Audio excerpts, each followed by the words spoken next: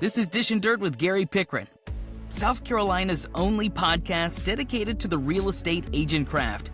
And now, the host of Dishin Dirt, Gary Pickren. Greetings and welcome back, everyone, to another episode of Dishin Dirt. I'm your often opinionated but rarely wrong host, Gary Pickren, coming to you from the beautiful downtown Columbia, South Carolina offices of Blair, Cato, Pickren, Castelline. This, the second week of December 2025. So today, our topic is the continuing problem of commission steering. Still happening every day. We may be doing it and not even know we're doing it subconsciously, but it makes no mistake about it. There is going to be another reckoning, another lawsuit if we don't stop the commission steering. I have another great guest with me today for this topic, and it is someone that I've become real good friends with over the past few years because her partner, Andy Lee, and I both serve on the real estate commission together.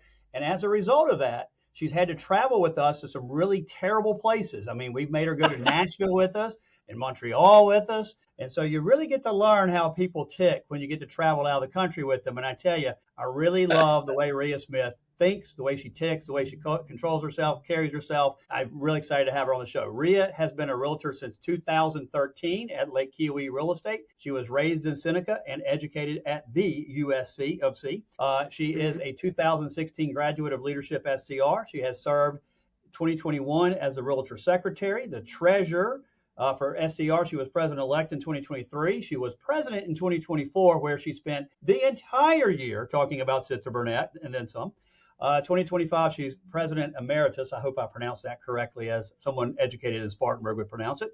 And she was appointed recently to the NAR Resort and Second Home Committee, actually back in 2017. And she's a major investor in something we all support, which is RPAC. So with all that being said, thank you for being here, Reah. I am glad to join you. That was quite a mouthful you read off on me. Boy, I tell you what, it's you guys up there at SCR. It's just tremendously talented and well qualified for the positions. I just had Keon on as well. And it's like, I need 10 minutes just to read what the two of y'all do. It's insane. So we're happy to have you. And before we begin, we're going to make something clearly known. And that's that we are not anti-real estate agents or realtors getting paid. We want you to get paid. We want you to make money. The harsh reality of where we are now is we have new rules, like them or not, we got to live by them. So what we're going to talk about here today is not about Reah or Gary saying, oh, you shouldn't make money, you shouldn't get this bonus, or you shouldn't show properties that pay you more. What we're here to do is tell you the harsh realities of where we are in the settlement. I don't know anyone more qualified than you for this. How many times did you speak on Sitzer Burnett over the last 12 to 18 months? In person and virtual form, more than like 170 times. It was insane. I mean, this consumed all of my life for the entirety of the year 2024, from the Ides of March when the story was leaked that a settlement was on its way, all the way through to the August deadline. And we're still talking about it to this day. And we will continue to talk probably for another 5 years. It's amazing you spent your entire presidency at SCR dealing with that. I don't know that anyone else in the history of the organization has had to do something like that. Probably the closest would be the year 2020. Tyler had a tough year with COVID and looking at were we going to remain essential and be able to continue to record deeds, open doors for folks. What was the deal? That was a crazy year, but 2024 was a year like no other. It changed the trajectory of what I was doing as a volunteer, and it changed the industry in general in a very pivotal way, probably not for the best, and some that has been good for consumers and for realtors both. We can only hope that 2026 is a calm and quiet year for everybody. For our listeners today that might not be as familiar with everything that you and I are when it comes to Sitzer Burnett, let's talk about commission steering. When we talk about commission steering, what are we talking about in real estate? Well, what was interesting, Gary, to get ready to talk to you today, I thought, well, I'm just going to Google commission steering, financial-based steering in real estate, and just see what AI pops up first with the Google information is. What if somebody was looking for this information, they were putting it into Google to find out what was going to come up. And it's funny, it was what I exactly expected. The definitions are mostly around fair housing-based steering. There's not really a lot of data results in the Google search around financial-based steering, commission-based steering. Basically, the short answer here is if you're not showing properties under an assumption of some structure around the fees, or if you are directing your clients that you are loyal to in your fiduciary duty to them to properties that pay more specifically for no other reason than they pay more, than you're participating in steering. And who cares about steering, right? The FTC and the DOJ. So there are people that care about this. There are big alphabet entities in the federal government that care about if you are steering or not. When we think about steering and learning it in that pre-license, like we had talked about a week ago, learning in pre-license about steering, we really do think mostly about the fair housing-based implications of steering. But it's more than that. We've got to look at this more robustly, and how the ways that we, create liabilities for ourselves if we are not treating properties equal based on what we think or know the commission structure may be. Well, we have a lot of agents out there going, well, why does anybody care what we do? And it's like, well, you're in one of the most highly regulated federal industries that have to do with federal housing and federal money in terms of loans. So anytime you're in an industry that is this highly regulated, of course, they're worried about your financials and how it's impacting your transaction, because it does affect consumers and their highest use of their money. Before the settlement, commission steering, in my opinion, was pretty blatant and open. In fact, one of the things that Catchmark argued about was that you could sort properties in the multiple listing services by the amount of commissions that were paid. And I would argue, if it wasn't for that, you probably wouldn't have gotten sued as an industry. Looking back at what Catchmark says a year and a half later, was he wrong? Well, the thing about the way that we're shopping real estate now, that buyers, all information is instantaneous. The minute that a property lists, that buyer's sleeping with their phone on their face, waiting for the Zillow alert to go off in their ear to know about a property first.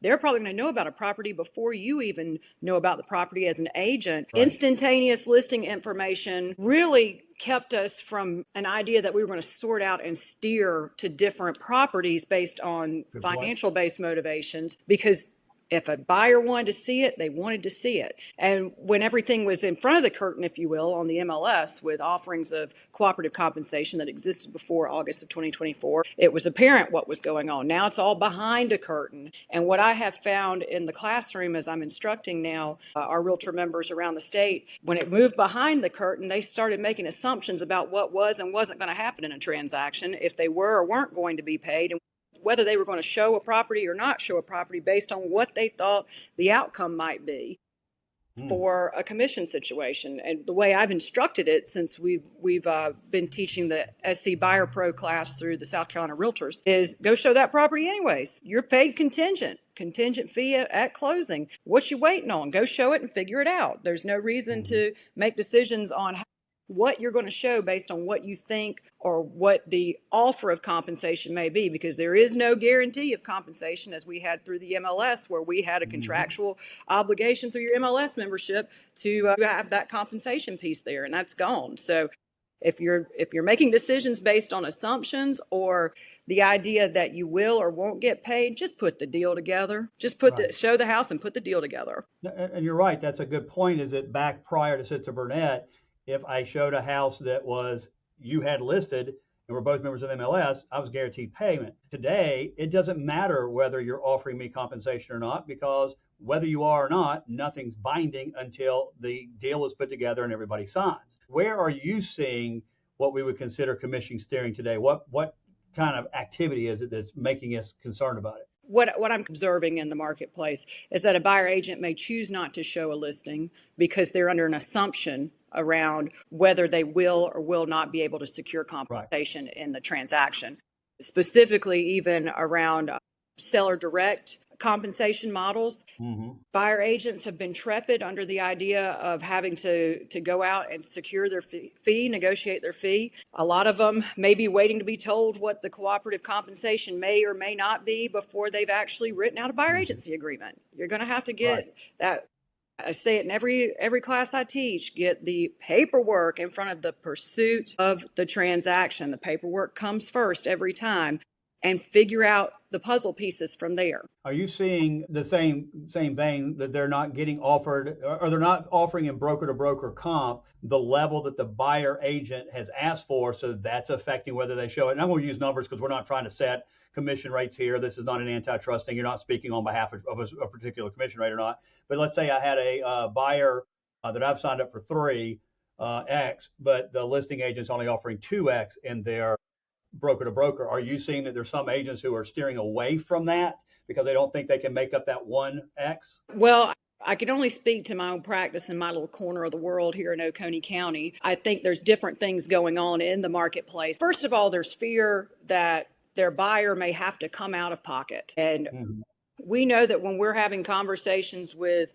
sellers that we're saying to them, Mr. Seller, there's one pot of money coming to solve everybody's obligations in the transaction, because there's no problems in real estate. We just have obligations that need to be met. And one pot of money is coming to solve those obligations, to compensate the listing firm as well as to compensate the buyer firm. If there is a discrepancy between the rate of fee for service, you'll rarely hear me use the word commission. Commission's like a prize you get when you sold a lot of wrapping paper in the school fundraiser. That's not what we do. Professional fees for service. When there is a discrepancy between the fee for service set by the buyer agent and what may be offered in broker to broker, that can cause a little bit of rub. But our forms, if you're using the SCR forms, the 310 contract for sale, you have the ability to secure that the remainder amount, if there is a remainder amount, using those forms. And we recognize it's hard to talk about this when we're not using any percentages or rates of commission, but I'll speak in kind of those global terms there of you've got your tools to be able to secure the entirety of your commission within that transaction. You should not be afraid to do so. And when you're talking to listing agents, number one, the way that I'm instructing now is show the house, independent of what it's being offered. If you know, you know. If you don't, you don't. You're going to figure it out through the process there. Exactly. And then call that listing agent up and say, hey, Mr. Listing Agent, I have a buyer that's under a buyer agency contract, and we use the C word, contract. I don't even say buyer agency agreement anymore. Right. 2 to make contract. It, 2 to break it. We have a buyer agency contract signed at X. So expect to see a 120 from me at a rate of X. Well, what's the next thing that happens? We have a rate of X that's a match. We sign the 120. We're off to the rest of the negotiation. But more commonly, where the trouble comes into place is, well, we're only offering to cover less than X. Well, what's the next thing you say? That's great. We're almost there. Yeah, and you work out in the negotiation, making up the rest of what may be owed, what may be the obligation of that buyer. And you remind the listing agents out there that the listing contract wasn't written in gold ink, and my buyer agency contract wasn't written in pencil. It's all in gold, 2 to make it, 2 to break it. So we have contractual agreements, and helping the sellers understand that all commissions are negotiable, and a buyer agency rate of commission has already been negotiated, Mr. Seller. And we make this so much more difficult than it is, because the reality of it is, I've been in real estate for 30 years. This is no different than 30 years ago with closing costs. I want you to give $5,000 in closing costs, and I'm offering you $300,000 for the house. And what do you come back at? I'll do it at 305. You know, that's the bottom line. We will agree on a contract at 300. I want 5,000 in closing costs. Let's increase it. Right. It's no different. Okay, you don't want to pay my full commission. Okay, we've agreed at 300,000, 10,000 in commission, but I need 5 more. Okay, let's increase the price by 5 and cover the commission. It's that simple. It's not that hard. It only gets to be a problem, obviously, with an appraisal issue, but I haven't heard a lot of that being a problem these days. Listing agents aren't accustomed to talking about net. Really, and you know why they don't want to talk about net?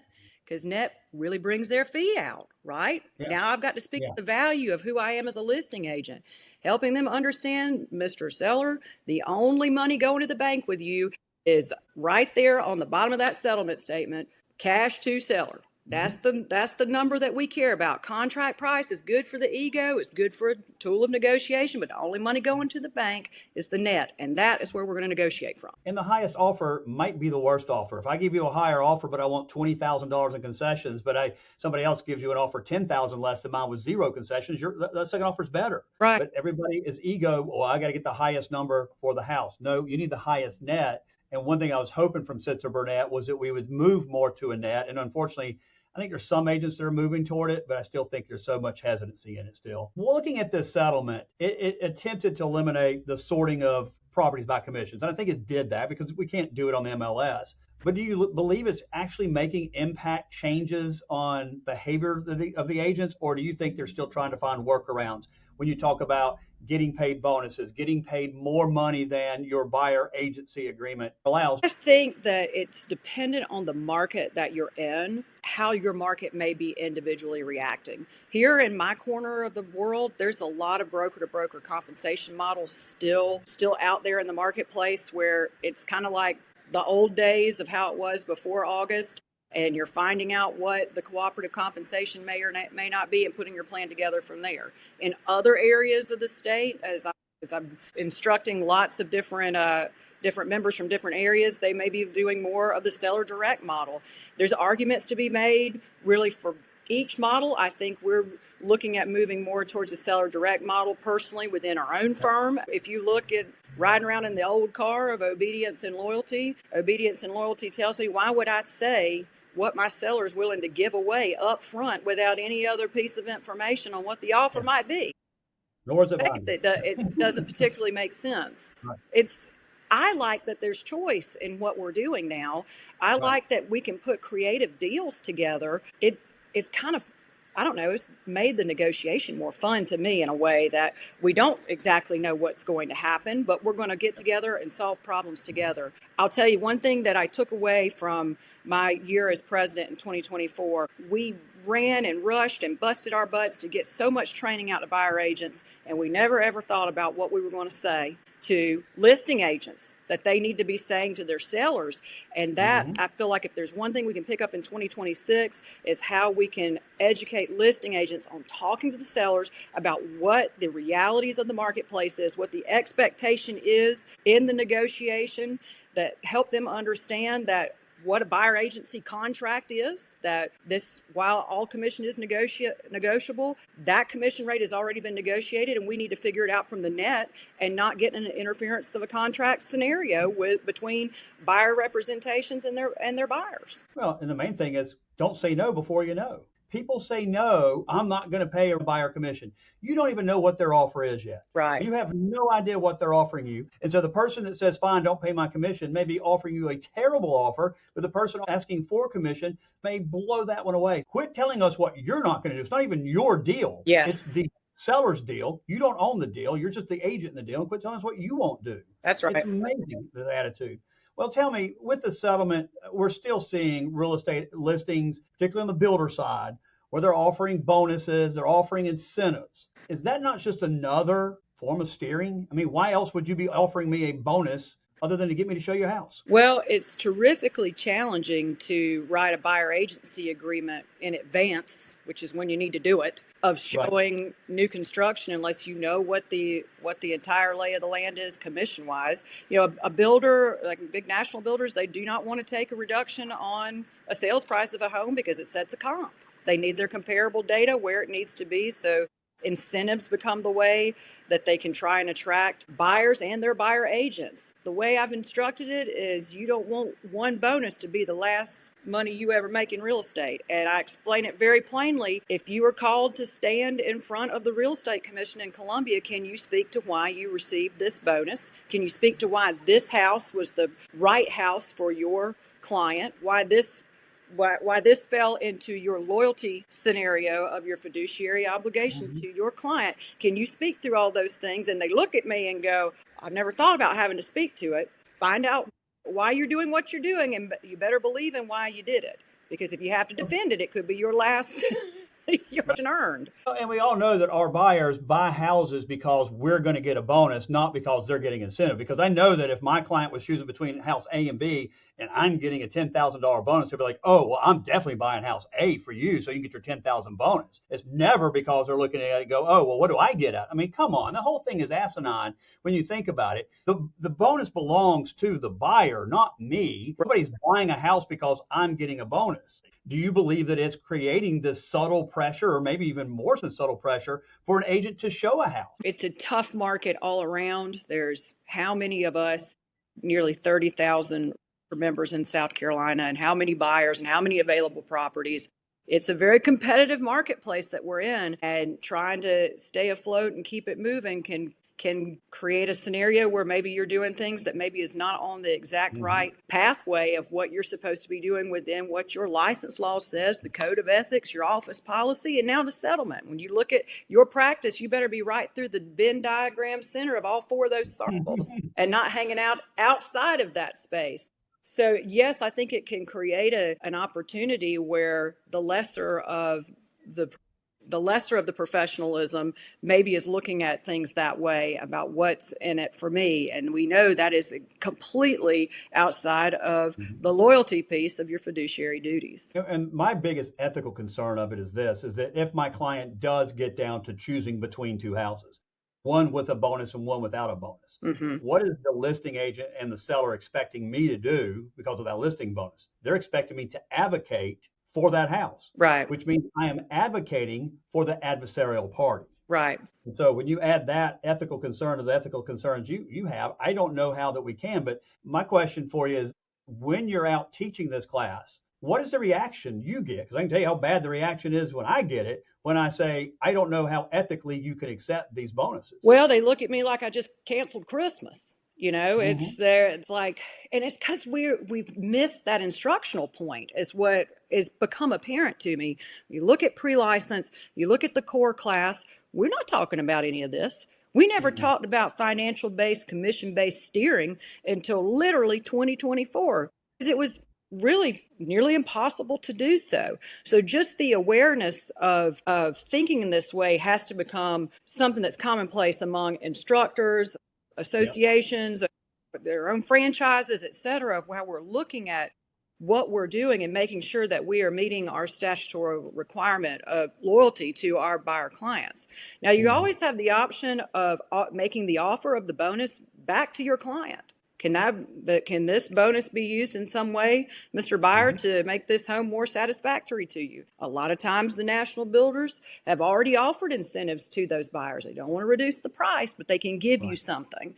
So working through those pieces give you a little bit of an option there. The biggest hardship I have is if you don't know what the scenario is with the commission, if you don't know what the bonus scenario is, how are you accurately writing a buyer agency contract between you and your buyer? And the biggest shock I get is when if I'm explaining the way the buyer agency contract needs to work as it relates to bonuses, it has to be put in writing first. If you find out that the bonus is more than you put in writing, what happens next? Well, you cannot take that money.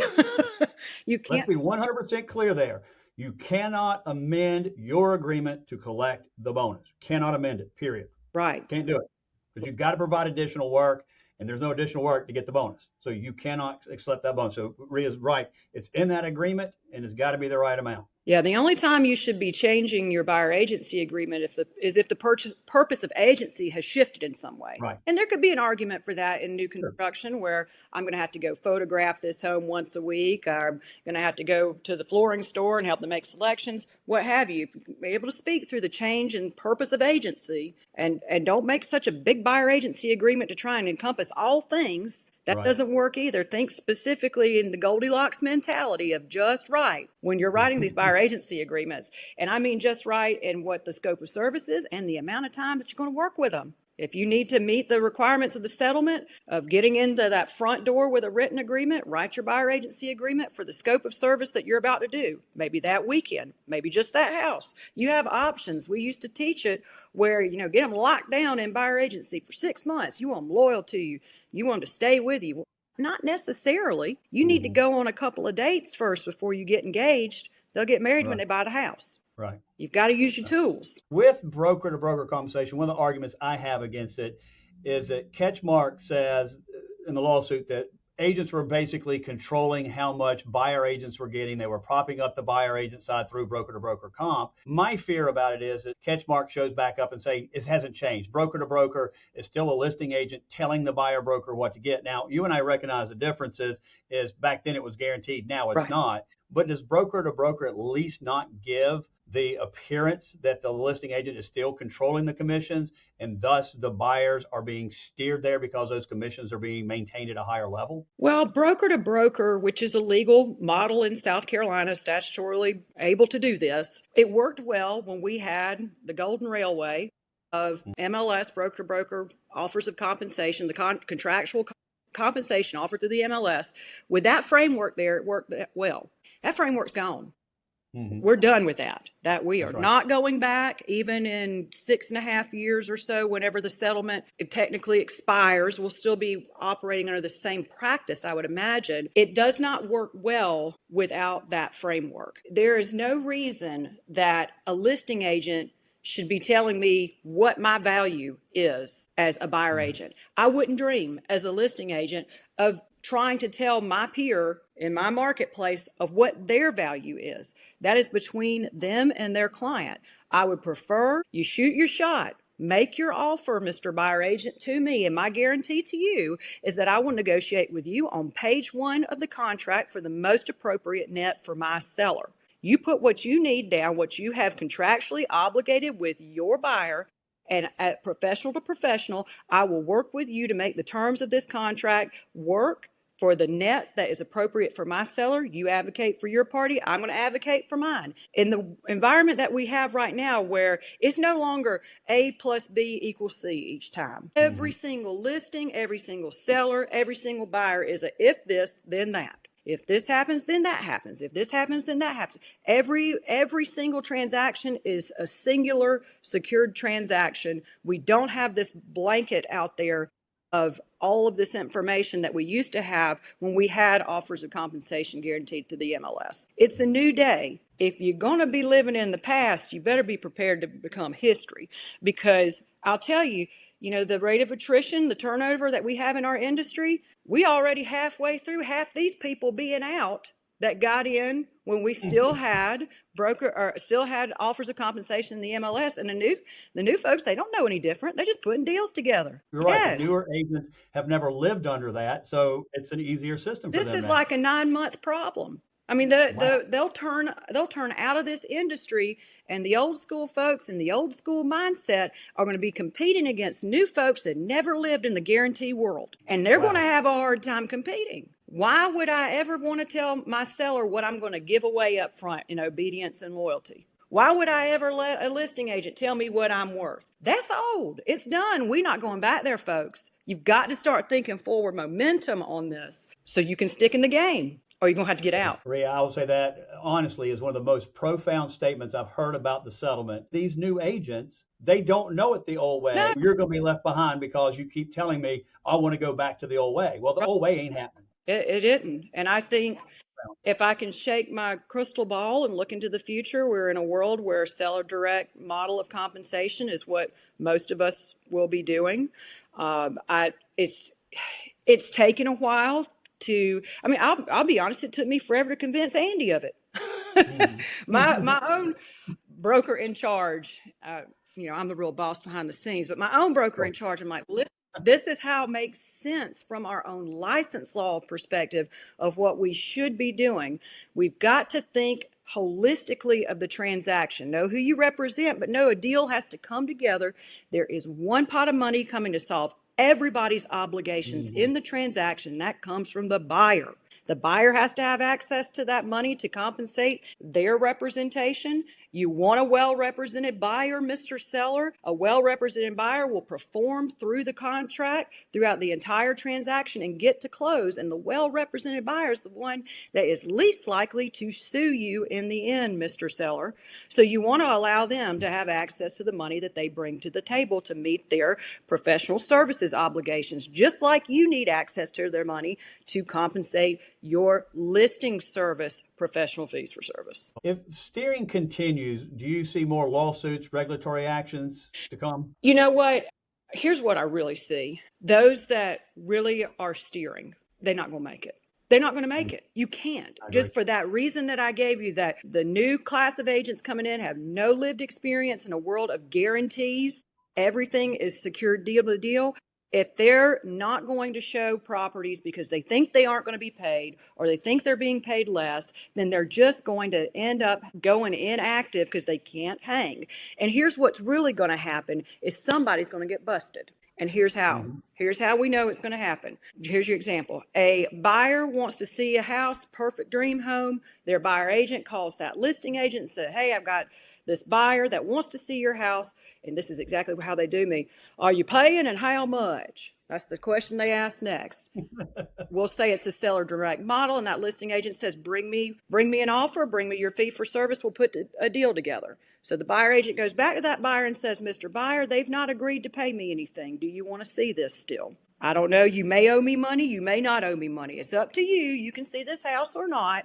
And it makes the buyer nervous, so they don't see the property. 2 weeks goes by, house down the street list. They're offering a rate of compensation that they have shared with the buyer. They close on that house, and the next weekend is the neighborhood picnic. And the buyers of the house that they didn't go see because they thought they were going to have to pay out of pocket or thought that their buyer agent wasn't going to be paid, they meet the owners of that home and they say, we would have bought this home, but my agent told me that there wasn't going to be any compensation and I'd have to pay. And then the actual owners of the home said, well, that's funny because my buyer agent got my fees covered in the transaction. Now you know you've been damaged. Now you have a complaint. And that's what's going to end up happening. These buyers are going to get savvy to what's going on. They want to see the home. They are dependent on you as a savvy negotiator. And if you can't advocate for your own money, then what are you doing advocating for somebody else? Exactly. Get your skills together. If you can't advocate for your own commission, how are you going to advocate for me on the price of my house? That's right. What's our answer? Should it be the Realtors Association doing more to educate members on steering and compensation? Should it be LLR? Should it be a combination? And I know you're already working on some things, aren't you? Yeah, I'm working on a 2-hour course, of course. I feel like a 2-hour course solves everything. I don't know. When I have that in my mind, I've got a 2-hour. That's what the Real Estate Commission thinks. You get in trouble, take a 2-hour course. I'm just going to write another 2-hour course. I think the core course has to change. Agreed. I think that's very important that the core course address some of this financial commission-based steering. That's important from the LLR side. I think our associations, we need to be looking at these offerings of CE that talks about this type of steering because agents don't know, and they are reporting to me that they don't know. That's how I figured this out was the last Buyer Pro class that I taught. One of the agents like, I got licensed in February of 2025, so a new agent, and they never taught me anything about this. I only know about this as it relates to fair housing. So we're going to have a few more teachable moments. We're going to have agents feeling empowered to step up and advocate for their own commission. And we're going to have listing agents quit treating buyer agents like they have some type of say in their buyer agency contract. Right. They don't. Exactly. That buyer agency contract is not written in pencil. Okay. They do not get to leverage their client against that buyer agent and what they've agreed to be obligated with their buyer to be compensated for their services. Leave that in a whole intact, two to make it, two to break it, 4 walls of the contract. Don't leverage your seller against a buyer agent. Figure it out from the net. It's none of your business what they get paid. Well, it seems like what we need is somewhat of a cultural shift in our industry. Go to these meetings and 70% of the people understand it and agree, and there's a 30% that are constantly asking for the workarounds, or they just want to go back. And are you seeing the same thing? Yeah. There is no workaround here. There's no workaround for hard work, folks. I mean, that's the reality. You signed up to help facilitate the transactions that are the largest financial transactions of most Americans' lives. It requires a little bit more diligence, a little bit more paperwork, a little bit more forthcoming, a little bit more skills in negotiation than listing a deep freezer on Facebook Marketplace. Okay. We're going to have to step up our professionalism. If you feel nervous, if you feel like you can't make these negotiation points happen, sign up for the Real Estate Negotiation Expert designation through NAR. That's a great course. Come and go to your sales meeting, for God's sake. I mean, go in, lean in, and start working on some of these skills. Talk with other members of your firm where you can talk freely about your rates of commission and do easier role playing. I always encourage you to talk with members of your firm. Take your friends out for coffee and say, hey, can I run some of this by you, some of my scripting? And help your friends remember that you are a strong negotiator and what you do. You might be surprised at what you learn in just practicing it. There's got to be a little bit more diligence towards the entire piece of the transaction. We leaned into buyer agents so hard. Listing agents are going to have to come to the table, start stepping up and thinking differently, and understand that there's no right or wrong, blessed way of doing business here in South Carolina. There's multiple models, and you're going to have to work your way through it. Rates of commission are set by the individual listing firms that set them. You don't get to interfere back and forth in other firms' rates of commission. Do you think if we had some standardized compensation forms at the state level, that some of this would happen? I think part of the problem is there's umpteen million listing agreements. I think it could help some of these issues because we've seen this issue where the Realtors Association said compensation can't be in the contract, and then they come back and put in the contract. We're sitting here telling people these bonuses are a problem, but yet at the same time, SCR won't stand up and say, we're taking bonuses out because they aren't good. And so until SCR or NAR is going to stand up and say no to the bonuses, and yes, you put a compensation in the contracts and do it this way, it just seems the lack of standardized documents is a huge problem. Well, I'll tell you, the forms piece was a huge challenge for me through 2024 and 2020. We have a very hardworking forms committee, and that's made up of realtor members from across the state that work on these forms in tandem with our inside and outside legal counsel.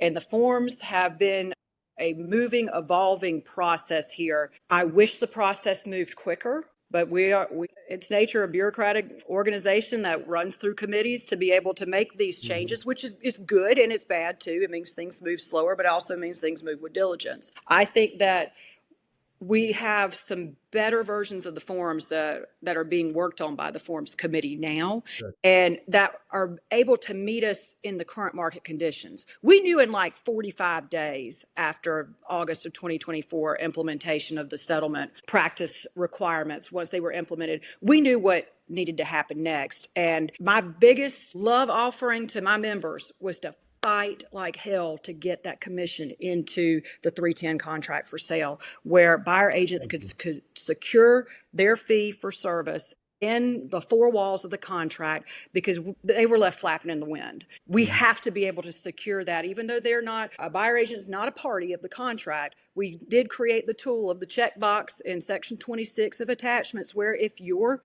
fee for service is not yet secured through a 120 comp agreement, then you have the option to make it part of the four walls of the contract. That should knock any fear out of any negotiation. You have the tool to make sure that you are secure. You have the tool to make sure that your buyer has access to the money they bring to the table to compensate you for your professional fees for services. But yes, I agree. I think there are no perfect forms, but we work in that pursuit as swiftly as we can. I continue to pray that in 2026 or 2027, broker-to-broker comp will be gone and that bonuses will be gone, and I think it'll eliminate two major issues for the lawsuits. As we finish today, how can our listeners find out more about your buyer course that I'm really excited about, and how can they communicate with you if they have questions about not only what you do, but about your leadership and how they might follow what you've done in SCR? Because I know there's a lot of people out there who want to get involved, don't know how to get involved, might be a little concerned about the time commitment or whatnot. So how can they get in touch with you? Well, there's lots of ways to get involved at SCR. We have committee signups every year. There's the leadership class that has just completed their year here in 25, and the next class has been selected. You can find me anywhere. I'm on every social media but TikTok. I cannot tick and talk. I don't have any more free time to give up on wasting time on the internet, but you can connect with me on Facebook, Instagram. All my information is really easy to find. I wish that y'all would get involved because I'm tired, right? I've been doing this for like over 10 years now, and real leaders replace themselves. They don't stick around and run it into the ground. And I have a new season that I'm in pursuit on in the educator world that just kind of naturally unfolded out of the year 2024. I resisted it for years and years, and then these doors I kept getting shoved through against my will. The SC Buyer Pro class is a class that's offered through the South Carolina Realtors Association. We offered it on Zoom, and I've offered it in person a couple of times through the Western Upstate Association of Realtors. We have a meeting on Wednesday to figure out what we're going to do with that next in 26, if we're going to offer that again via Zoom. And what that class was really like if you attended any of my 16 town hall meetings that we did in 2024, it's like town hall on steroids. You get beat upside the head with the old car. You get the basics of what your license law says that you should do, because that was what was so apparent in all of the chats of the town hall meetings was, y'all done forgot the old car and Mhm. did not know who you were working for, did not know who you were loyal to, and getting the basics of what your obligations are to a client down is step one. And you get a ton of scripting. Some of the things that I've kind of let tumble out of my mouth today, some of that scripting gets said over and over again in this coursework, and you get a Buyer Pro designation at the end of the course of 6 hours. So that's a pretty nice little perk. Awesome. Well, Reah, I really appreciate you being with us today. Always, when you and I get together, it's like an hour of conversation about these things. So I'd love to have you back on. We got more things we can talk about. But everybody, thank Reah for joining us today. And thank you all for listening to another episode of Dishin Dirt. Please come back and join us again. And hope everybody continues to have a happy holiday. Enjoyed it.